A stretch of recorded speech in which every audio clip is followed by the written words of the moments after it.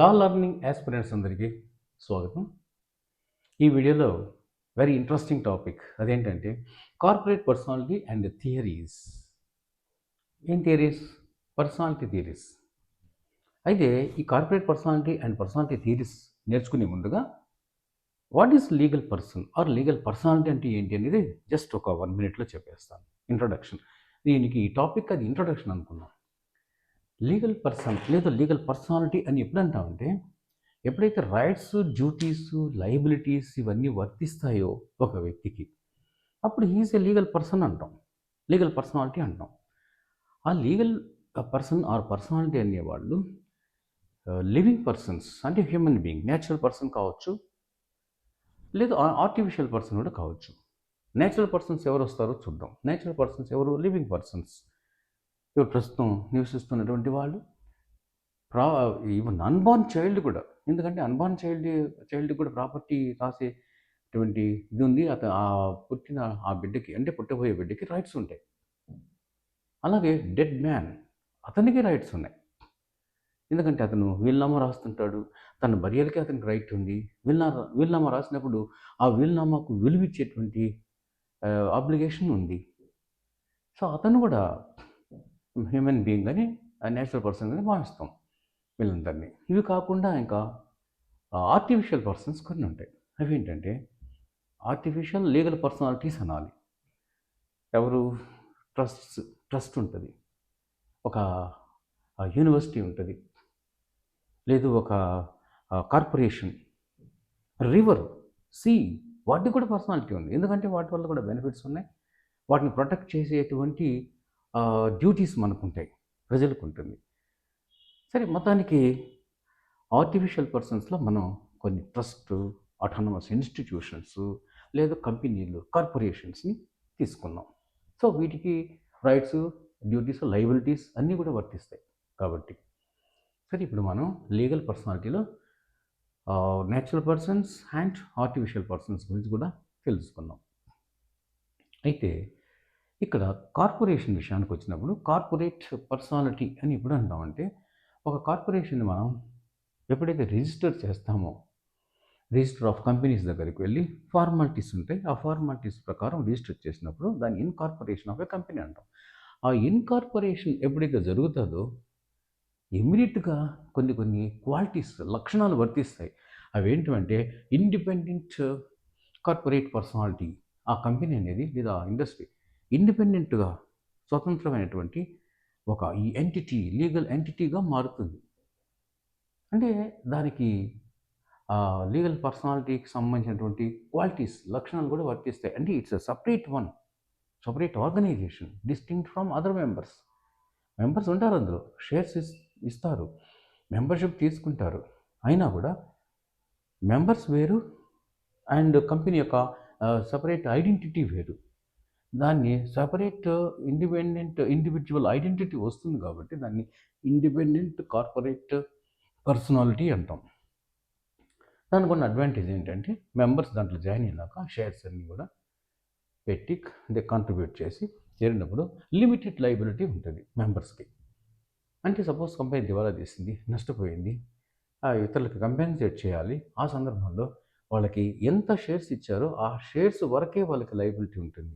వాళ్ళ personal properties and other things ఉంటాయి, వాటి మీద ఎలాంటి బాధ్యత ఉండదు. సో లిమిటెడ్ లయబిలిటీ అనేది కార్పొరేట్ పర్సనాలిటీలో ఉన్నటువంటి ఒక స్ట్రైకింగ్ ఫీచర్.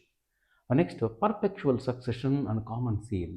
పర్పెక్చువల్ సక్సెషన్ అంటే మెంబర్స్ ఉన్నా వెళ్ళిపోయినా, ఎందుకంటే కొంతమంది వెళ్ళిపోతుంటారు డ్రాప్ చేసుకొని, ఉండినా వెళ్ళినా ఈ సంస్థ మాత్రం, ఈ కార్పొరేషన్ అలా శాశ్వతంగా ఉండిపోతుంది. అంటే perpetual. Men may go, men may come, but I go on for ever. River, ఒక చోట కవి రాస్తాడు, రివర్ అనేది చెప్తుందంట, మనుషులు వస్తుంటారు, పోతుంటారు, నా దగ్గరికి చూస్తుంటారు, నా దగ్గర స్నానం చేసి వెళ్తుంటారు, కానీ men may come and men may go, but I go on for ever. కానీ నేను ఒక రివర్, గ్యాంజెస్ అనుకున్నాం, గోదావరి రివర్ అనుకున్నాం, గంగా నది అనుకున్నాం, ఎప్పుడు ప్రవహిస్తూనే ఉంటుంది. ఎప్పుడు ఎంతమంది వెళ్ళినా, మనం వచ్చినా చూసినా అది కంటిన్యూస్. దాని పర్ఫెక్చువల్ సక్సెషన్ అనే వర్డ్ ఎందుకు ఉపయోగించారంటే తర్వాత నెక్స్ట్ ఎవరైతే అందులో జాయిన్ అవుతారో మెంబర్స్ వాళ్ళు సక్సీడ్ అవుతూ పోతూ ఉంటారు అనమాట. దానికి ఒక ఎండింగ్ అనేది ఉండదు. చట్టం క్రియేట్ చేస్తుంది. అది మళ్ళా కంప్లీట్ ఎలా అవుతుందంటే చట్టం ద్వారా అంటే వైండప్ అనేటువంటి ప్రొసీజర్ ద్వారా క్లోజ్ చేయాలి తప్ప ఎంతమంది మెంబర్స్ చేరినా, డైరెక్టర్స్ చేరినా, మారిపోయినా, వెళ్ళిపోయినా కంపెనీ మాత్రం ఆ కార్పొరేషన్ సక్సెస్ఫుల్గా కంటిన్యూ అవుతూనే ఉంటుంది విత్ కామన్ సీల్ కూడా. అంటే ఎవరు సైన్ చేసిన మెంబర్స్ డైరెక్టర్స్ ఒకే కామన్ సీల్ అనేది ఉంటుంది. అంటే కంపెనీ తరపున వాళ్ళు ఆ సీల్ వేస్తారు. అప్పుడు కంపెనీ ఆమోదించినట్టుగానే లెక్క అనమాట. కామన్ సీల్ అంటాం. And transferability of shares. Next characteristic feature ఏంటంటే అందులో చేరినటువంటి మెంబర్స్ షేర్ హోల్డర్స్ అనుకుందాం. ట్రాన్స్ఫరబిలిటీ అంటే ట్రాన్స్ఫర్స్ చేసుకోవచ్చు, ఎవరికైనా కూడా మార్చుకోవచ్చు ఆ షేర్స్ని. అంతేకాదు ఆ కంపెనీగా కూడా తన షేర్స్ నమ్మేసి వెళ్ళిపోవచ్చు అతను. అది ట్రాన్స్ఫరబిలిటీ ఆఫ్ షేర్స్ అంటే. నెక్స్ట్ ఏంటంటే సపరేట్ ప్రాపర్టీ. ఆ కంపెనీ లేదా కార్పొరేషన్కి ఒక సపరేట్ ప్రాపర్టీ కూడా కొనుక్కోవచ్చు. ఇప్పుడు ఏబీసీ కంపెనీ నేను ఒక స్టార్ట్ చేశాను. ఎంతోమందిని మెంబర్స్గా అదే షేర్ హోల్డర్స్ని షేర్స్ని కలెక్ట్ చేసి క్యాపిటల్ ఒక మూలధనాన్ని ఏర్పాటు చేసుకున్నాను. ఇంకా చాలదు నాకు, వేరే వాళ్ళని కూడా ఇన్వైట్ చేశాను. నెక్స్ట్ వచ్చిన అటువంటి ఇన్కంలో నేను దాన్ని ఎక్స్టెండ్ చేయాలనుకుంటున్నాను బాగా బిజినెస్ని. ప్రాపర్టీస్ కొనాలి, మూవబుల్ ప్రాపర్టీ. కొంచెం స్థలం కొనాలి కంపెనీ పక్కన, ఆ కార్పొరేషన్ పక్కన పెద్ద స్థలం కొనాలి. డబ్బు ఉంది, అప్రూవల్ తీసుకొని కొంటాం. ఎవరి పేరుతో ఏబీసీ కంపెనీ లిమిటెడ్ అని పెట్టా. అంటే లిమిటెడ్ అంటే ఏంటి? లిమిటెడ్ లైబిలిటీ అని అర్థం. అది ఏబీసీ కంపెనీ లిమిటెడ్ అని పెడితే అర్థం అదే. ఇప్పుడు నేనేం చేస్తాను, కంపెనీ పేరుతో ఎంత ప్రాపర్టీ అయినా కొనవచ్చు. అది ఆ కంపెనీకి సంబంధించిందే తప్ప మెంబర్స్కి సంబంధించింది కాదు ఆ ప్రాపర్టీ అనేది. Next corporate dealings in finance విషయంలో కార్పొరేట్కి ఫుల్ పవర్స్ ఉంటాయి. అది ఆ ట్రాన్సాక్షన్స్ అన్నీ కూడా ఎవరి పేరు మీద ఉంటుందంటే ఏబీసీ. సపోజ్ నేను స్టార్ట్ చేశాను నా కంపెనీ ఏబీసీ కంపెనీ లిమిటెడ్ అనుకున్నాం. ఏబీసీ కంపెనీ లిమిటెడ్ పేరుతోనే అన్ని ఫైనాన్షియల్ డీలింగ్స్, షేర్స్ కావచ్చు, ప్రాఫిట్స్ కావచ్చు, లాస్ కావచ్చు, అకౌంట్స్ కావచ్చు, ఇవన్నీ కూడా కంపెనీ యొక్క పేరుతో డీలింగ్స్ జరుగుతుంటాయి. And members and corporation dealings. మెంబర్స్కి కార్పొరేషన్కి మధ్య డీలింగ్స్ ఎలా ఉంటాయంటే corporation independent organisation, members individuals and share holders. And వాళ్ళ రిప్రజెంటేషన్ ఇవ్వచ్చు, వాళ్ళ విల్ని ఇన్ఫార్మ్ చేసినప్పుడు, ఎక్స్ప్రెస్ చేసినప్పుడు అది విల్ ఆఫ్ ది ఆర్గనైజేషన్, అది కార్పొరేషన్ యొక్క విల్లుగా మారుతుంది. అది ఇక్కడ థీరీస్లో చెప్తాను. అండ్ అక్కడ ఇంకొకటి ఏంటంటే కంపెనీ మీద వీళ్ళు ఇష్యూ చేయొచ్చు, అంటే కేసు పెట్టచ్చు. కంపెనీ కూడా వీళ్ళ మీద కేసు పెట్టచ్చు. అలా ఉంటుంది కంపెనీకి. ఎందుకంటే కంపెనీ అనేది ఇండిపెండెంట్ ఆర్గనైజేషన్, ఇండిపెండెంట్ ఒక లీగల్ ఐడెంటిటీ అనేది ఉన్నది కాబట్టి దాని మీద వీళ్ళు కేసు కూడా పెట్టచ్చు, కంపెనీ కూడా వీళ్ళ మీద కేసు పెట్టచ్చు. And protection of investors. దీని మీద ఈ కంపెనీ మీద చాలామంది ఇన్వెస్టర్స్ వాళ్ళ యొక్క పెట్టుబడి పెట్టుంటారు. ఎవరు? షేర్ హోల్డర్స్ కావాలి, కొంతమంది డిబెంచర్స్ ఉంటారు, కొంతమంది వేరే రకరకాల రూపాల్లో షేర్స్ని లేదు ఆ డబ్బుని ధనాన్ని సేకరించి ఉంటారు. Money collections. ఇన్వెస్టర్స్ ఉంటారు కొంతమంది. వీళ్ళందరూ షేర్ హోల్డర్స్తో సహా వీళ్ళందరి యొక్క అమౌంట్కి ప్రొటెక్షన్, అంటే లాస్ అనేది సంభవించినప్పుడు ప్రొటెక్షన్ అనేది ఉంటుంది. నెక్స్ట్ ఏంటంటే సెంట్రలైజ్డ్ మేనేజ్మెంట్. వెరీ ఇంపార్టెంట్ ఇది. మేనేజ్మెంట్ ఎప్పుడు కూడా డిఫరెంట్ మెంబర్స్, హండ్రెడ్స్లో ఉంటారు, థౌజండ్స్లో ఉంటారు. షేర్ హోల్డర్స్, పార్ట్నర్స్ ఉంటారు, డైరెక్టర్స్ ఉంటారు, వాళ్ళు ప్రొటెక్టర్స్ ఆఫ్ ది కంపెనీ. అది కంపెనీలలో డైరెక్టర్స్ టాపిక్లో నేర్చుకున్నాం. సో వీళ్ళంతా కూడా మేనేజ్మెంట్ ఎట్లుంటుందో సెంట్రలైజ్డ్, అంటే అన్ని కంపెనీ తరపునే కంపెనీకి ఒక డైరెక్టర్స్ ఉంటారు, ఒక బోర్డ్ ఆఫ్ డైరెక్టర్స్. అండ్ వాళ్ళు ఏది మీటింగ్లో డెసిషన్ తీసుకుంటారో అది ఫైనల్.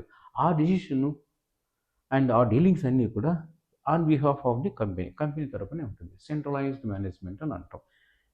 ఇప్పుడు ఈ సెంట్రలైజ్డ్ మేనేజ్మెంట్ అని ఇంకొంచెం క్లియర్గా అవుతుంది, ఇక్కడ అర్థమవుతుంది. కార్పొరేట్ అనేది రెండు రకాలు.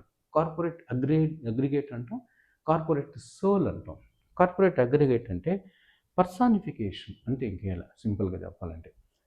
నేను మీకు ఇది డిఫికల్ట్ టాపిక్ని సింప్లిఫై చేసి చెప్తున్నా, ఎందుకంటే కాంప్లికేటెడ్గా ఉన్నటువంటి ఆ టెక్స్ట్ బుక్స్ని అర్థం చేసుకోవాలంటే ఇది మీకు ఈ గ్రాఫ్ క్లియర్గా అర్థమైపోయిందంటే you can go very go into details of the text books. అప్పుడు కొంచెం చెత్తనంతా తీసేసి వాట్ ఈజ్ వాంటెడ్ అనేదాన్ని మీరు కలెక్ట్ చేసుకోవచ్చు. సో ఇక్కడ కార్పొరేట్ అగ్రిగేట్ అంటే మెంబర్స్ యొక్క పర్సానిఫికేషన్, అంటే మెంబర్స్ వ్యక్తీకరిస్తారు వాళ్ళ యొక్క పర్సన్స్ అందరూ కూడా ఈ కార్పొరేట్ అగ్రిగేట్ అంటే బాడీ అని, కార్పొరేట్ బాడీ ఒక single unit, independent corporate personality అంటే అంతా కలిపి ఒక యూనిట్గా ఉంటుంది. వీళ్ళంతా కూడా డిఫరెంట్ మెంబర్స్ ఉంటారు. ఆ మెంబర్స్ అంతా కూడా ఎవరు? షేర్ హోల్డర్స్, పార్ట్నర్స్, వీళ్ళంతా కూడా ఉంటారు. కార్పొరేట్ అగ్రిగేట్ అంటాం. లేదు కార్పొరేట్ సోల్ అంటే ఇక్కడ ఏంటంటే ఒకే వ్యక్తి represented, sovereign type, sovereign symbol. ఎలాగా? ఇప్పుడు పోస్ట్ మాస్టర్ జనరల్ ఉంటాడు, వాడు కంప్లీట్ ఈ రిప్రజెంట్స్. అండ్ వీసీ ఉంటాడు ఒక యూనివర్సిటీకి, vice chancellor. Complete university, the voice of vice chancellor is the voice of the company. దాన్ని ఏమంటామంటే మనం చైర్మన్ అనుకుందాం కంపెనీకి, ఒక కార్పొరేషన్కి. అతని వాయిస్ ఆఫ్ ది కంపెనీ లేదా దట్ ఆర్గనైజేషన్, కార్పొరేషన్. దాన్ని కార్పొరేట్ సోల్ అని అంటాం. ఇక్కడ personification of different individuals, shareholders, partners, directors, whereas here only single person, he will represent the entire corporation. And next, ఇది కార్పొరేషన్, ఇన్కార్పొరేషన్ జరిగినప్పుడు ఏర్పడేటువంటి లక్షణాలు, characteristic features of corporate personality అని అంటే అది. అయితే అంటే కార్పొరేట్ పర్సనాలిటీకి ఉండే లక్షణాలు. తర్వాత కార్పొరేట్ పర్సనాలిటీ థియరీ అని ఇంకోటి ఉంది. అంటే ఏంటి ఈ కార్పొరేట్ పర్సనాలిటీ యొక్క లక్షణాలతో పాటుగా కొన్ని సిద్ధాంతాలు కొన్ని ఉంటాయి. అంటే ఏది కార్పొరేట్ పర్సనాలిటీ, ఏది కాదు, దాంట్లో ఉన్నటువంటి కొన్ని థియరీస్ ఏంటి అనేది ఇక్కడ మనం ఒక 5-6 థియరీస్లో బ్రీఫ్గా చూస్తాం.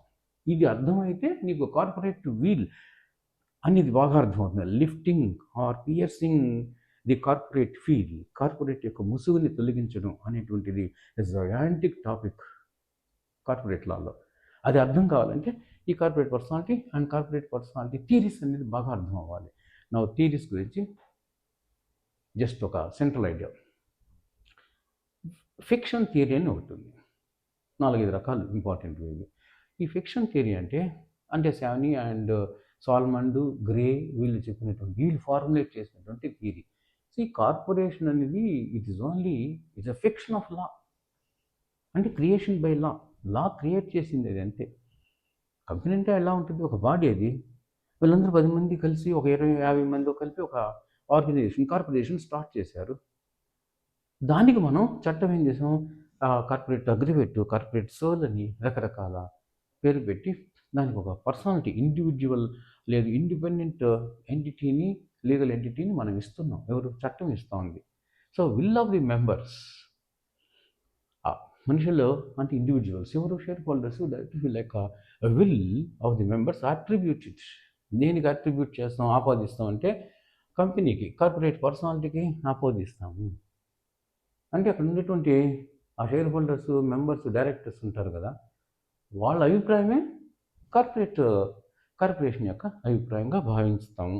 And not on its own, అలా ఇండివిజువల్ కార్పొరేషను తనంత తాను ఇండివిజువల్, అది మనిషి కాదు. It's not natural person, it is an artificial person. తనంతట తాను మాట్లాడదు, తనంతట తాను డెసిషన్స్ తీసుకోదు.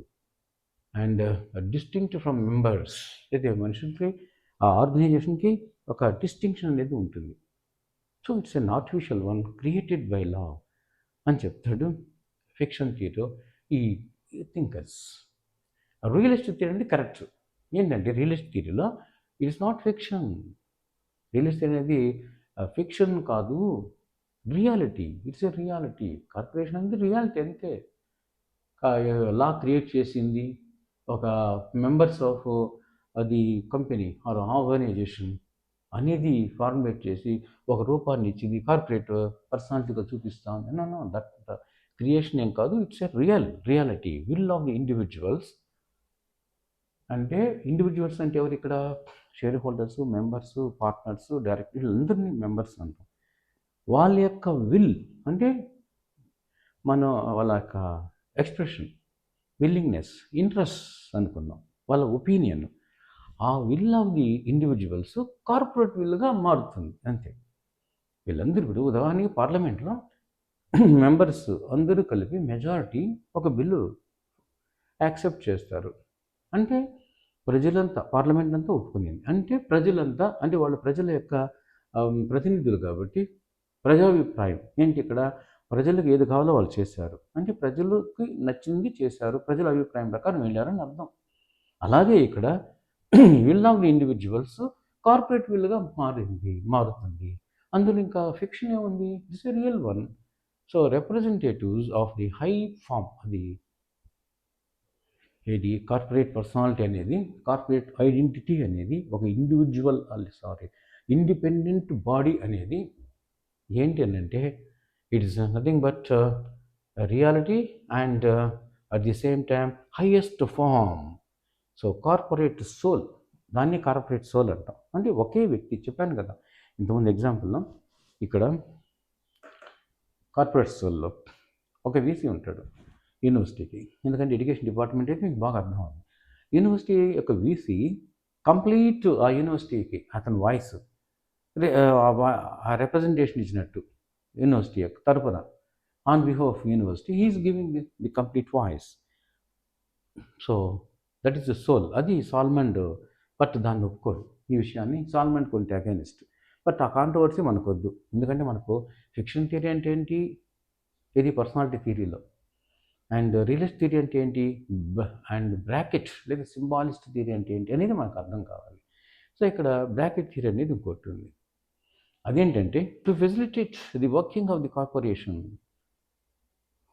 కార్పొరేషన్ పనిచేయాలి, ఏబిసి కంపెనీ నాది, ఆ కంపెనీ ఏ విధంగా నడుస్తుంది, just members contribute as a unit, members అందరూ కూడా ఒక యూనిట్ కాంట్రిబ్యూట్ చేస్తారు.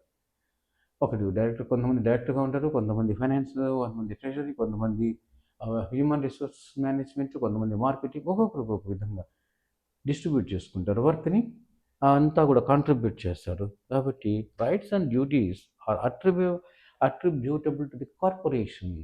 రైట్స్ అండ్ డ్యూటీస్ అన్నీ కూడా ఈ కార్పొరేషన్కి వర్తిస్తాయి. అండ్ ఫర్ ఈజీ ఎందుకు వర్తిస్తాయి ఆ ట్రాన్సాక్షన్స్ అన్నీ కూడా అని అంటే, ఫర్ ఈజీ ట్రాన్సాక్షన్స్, ఈజీగా ట్రాన్సాక్షన్స్ జరగాలి కాబట్టి వర్క్ డిస్ట్రిబ్యూట్ చేసుకుంటారు, అందరూ కాంట్రిబ్యూట్ చేస్తారు. ఆ కాంట్రిబ్యూట్ చేసిన డిఫరెంట్ వర్క్స్ అన్నీ కూడా కార్పొరేట్ పని చేసినట్టే, కార్పొరేట్ తరపున వాళ్ళు చేశారు, కార్పొరేషన్ యొక్క ట్రాన్సాక్షన్గా వాటిని భావించాలి అని చెప్తుంది సింబాలిస్ట్ థియరీ ఆర్ బ్రాకెట్ థియరీ. అంటే అక్కడ లీగల్ రిలేషన్స్ ఉంటాయి ఇన్స్టిట్యూషన్కి, అదే ఆర్గనైజేషన్కి, మెంబర్స్కి, వాళ్ళ డ్యూటీస్లో, డిశ్చార్జ్ ఆఫ్ డిఫరెంట్ యాక్టివిటీస్ చేయడంలో. Next concession theory. Concession theory అంటే సావరెన్ స్టేట్ టైప్. అంటే సావరెన్ స్టేట్ అనేది తన డిస్క్రిషన్తో, తన కన్సెషన్తో కార్పొరేషన్ గుర్తించవచ్చు, డిస్రిగార్డ్ చేయొచ్చు కూడా. సో సావరెన్ స్టేట్స్ యొక్క concession and discretion, that discretion will be granted by the state, creation of the state. So it is a discretion of the state and creation by the state. And it is similar to the fiction theory. అటు లా ద్వారా ఏర్పడింది, లా creation, fiction of law అన్నాం కదా, అంతేగాని individual identity అంతా కాదు అన్నాను. అదే మరి ఇక్కడ స్టేట్ యొక్క, అంటే సావరెన్ స్టేట్ యొక్క డిస్క్రిషన్ బట్టి, కన్సెషన్ బట్టి, దాని యొక్క పవర్ క్రియేషన్ బట్టి, అంటే ఇక్కడ లా క్రియేషన్ అన్నాం, ఇక్కడ స్టేట్ క్రియేషన్ అని అంటున్నాం, దాన్ని బట్టి నడుస్తుంది ఒక సంస్థ, ఒక కార్పొరేషన్ అని అంటాడు కన్సెషన్ థియరీలో. సరే, మొత్తానికి ఈ 4 రకాల థియరీస్ తెలుసుకుందాం. ఇందులో కొంతమంది కెల్సన్ లాంటి వాడు, హఫ్రీల్స్ అనేటువంటి ఒక గ్రేట్ థింకర్స్ గురించి కూడా తెలుసుకుందాం. హఫ్రీల్స్ థియరీలో ఏం చెప్తాడంటే, అతను only individuals have rights and duties.